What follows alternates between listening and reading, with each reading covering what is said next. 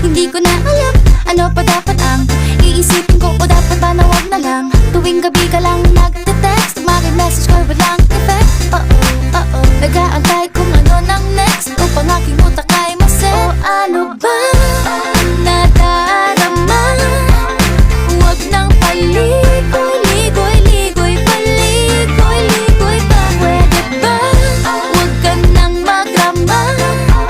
Huwag nang paligoy-ligoy, ligoy, paligoy-ligoy pa.